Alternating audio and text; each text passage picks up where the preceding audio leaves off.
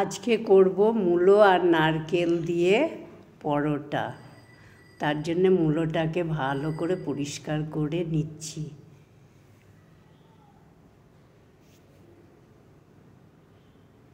দুদিকে কেটে বাদ দিয়ে মাঝখান দিয়ে কেটে গ্রেট করে নিচ্ছি। এইভাবে 4টে মূলো গ্রেট করে নিলাম।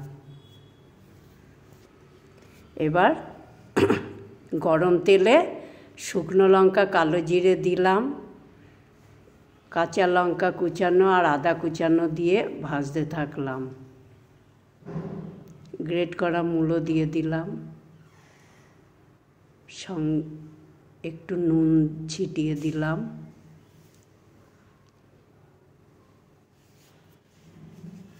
সঙ্গে নারকেল কোড়াটাও দিয়ে দিলাম।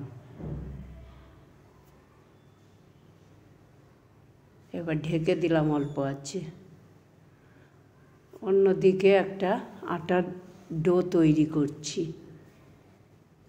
ডোটা করা হয়ে গেছে, 5 মিনিট রেস্টে রেখে দিলাম। এদিকে মূলো নারকেল নাড়তে নাড়তে শুকিয়ে গেছে, নামিয়ে নিলাম। ডো থেকে লেচি করলাম, তার মধ্যে পুর দিয়ে মুখ আটকিয়ে দিলাম। এইভাবে আর একটাও পুর ভরে মুখ আটকিয়ে দিলাম। এভাবে সবগুলো করে নেওয়ার পর বেলতে থাকলাম।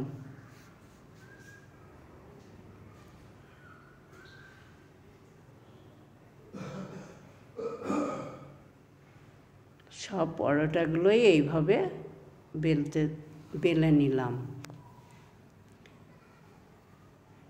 এবার চাটুতে শুকনো পরোটাগুলো সেঁকে নিচ্ছি। একসঙ্গে 3টে পরোটা দিলাম, তারপর সাদা তেল দিয়ে এপিট ওপিট করে ভাজতে থাকলাম।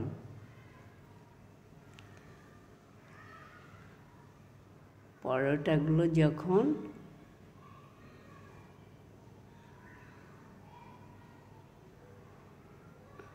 লাল লাল হয়ে গেল তখন নামিয়ে নিলাম।